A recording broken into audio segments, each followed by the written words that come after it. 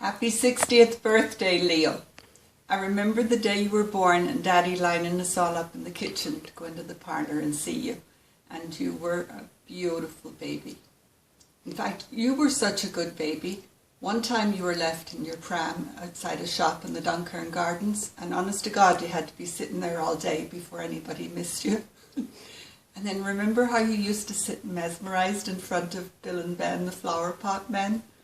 Until my mommy would yell at you, "For God's sake, Leo, you're going to be late for your lecture at Queen's."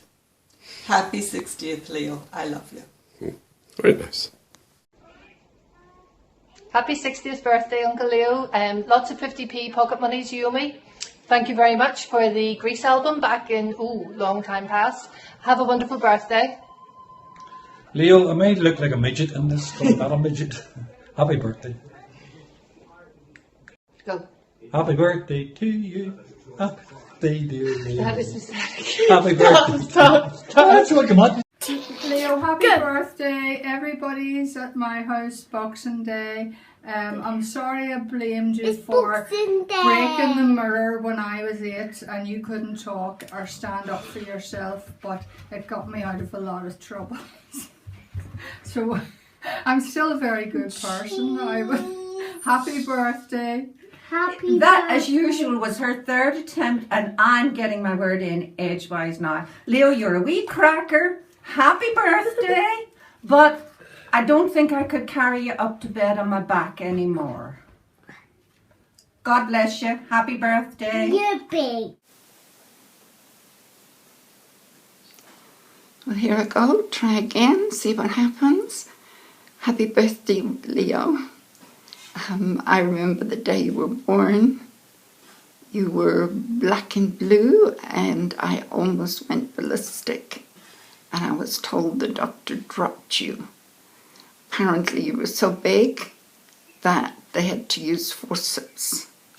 Also remember the day that I dropped you down the back of the bed.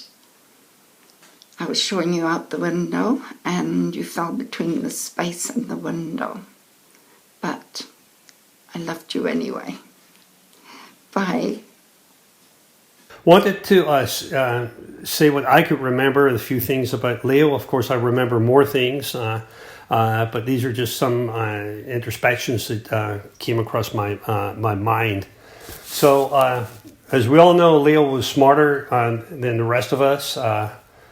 When he was 3, my dad made an all-out effort to teach him to read. I think more money was spent on ABC books than the rest of the family budget. As young as I was, I could see that there was some sign of intelligence in his fat face. Years later, when Belfast was just rough and tumble before the nasty British troops visited us, Leo was sufficiently intelligent to be ignored and left to roam the city. Leo was chalked in all the phone booths in Gable End citywide. Everywhere I went to play handball or whatever, I'd come across his name. It may not have been our Leo, but he never admitted it. When my dad was on his deathbed, Ray and I went back and there was a bit of a party at number 40. And at that party, Mars's friend's girlfriend, at least I'm speculating this, spotted my US Army training rifle and mistook it for the real thing. And the next day or the day afterwards, Leo was lifted by the Brits. I think later they very quickly apologized and gave him a cup of tea and the taxi fare home. He may know more about how that all unfolded than we do.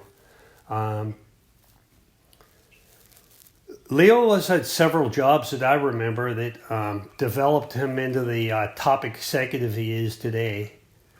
At one point he worked as a street repair laborer for the city of Belfast. I think he became a foreman within hours as he could read the street names and knew where to get to. When he was a teenager, I believe he went off to Switzerland to build avalanche barriers. And at one point he joined me in London for a summer and worked as a laborer with John Lang Construction. I know that in Chicago he continued his construction career and worked as a concrete laborer for Butterball Construction. And again, in the early days of O'Connor estimating services, Leo was very quick on all the jobs we did. And he, funnily enough, passed his motorcycle test and would ride my motorcycle to and from work. He got his motorcycle test before I did. Just a little bit of an aside, I remember going skiing with Leo and family and trying to teach Leo to ski, and I'm a good teacher of skiing. Not a very good skier, but good at teaching. And I got to tell you, teaching Leo to ski was impossible. He would lean back, afraid to fall, and consequently could not stop or turn. The only thing he could do was fall. All that being said, congratulations, Leo. You grew up in an environment that few of us could have negotiated as well as you did. I can only imagine how hard it was to refocus on education when you moved to Chicago when you were about 15, then returning to classes a year later in Belfast. To focus on studies and live in Spanish Street was extraordinary. Then to gain entrance and graduate to Queen's while the city was sinking into a trough of hate and violence, that's way cool tenacity.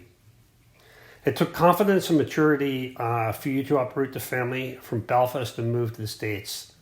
I've always seen the intelligence and confidence. Happy birthday. Bye-bye, Leo. Happy birthday, Dad. Now that you're 60, you've got the combined intelligence of 3 20-year-olds, the wit of 2 30-year-olds, and the memory of 61-year-olds. But in all seriousness, there couldn't have been a better father than you in the entire world. You're a great inspiration. Thank you for all that you've done, and I hope you have an awesome birthday. Hi Dad, happy birthday, happy 60th birthday. Only known you for 33 of those years. And a couple memories that I do have that stand out to me are the time when I had the soccer tournament and it was raining, and after the first game everything was soaked and muddy. We sat in the car, turned the heat on and put the socks over the vents and sat and had lunch and hung out. Other times are when you would help me after practice take off my sweaty knee pads or shin guards, whatever it might be, when I was just too tired to take it off. Those are some things that only dads do. Thank you. Wish you all the best this year and hope you have a beautiful day. Love you. Hi Dad. Wow, I can't believe you're 60 and I'm finally grown up. Happy birthday, and thank you for all of the little things you did throughout the years, like getting us donuts every Sunday morning, and thanks for all the bad jokes throughout the years that we'll never forget and now find very humorous. Hope you have a good one. Wish we could be there with you.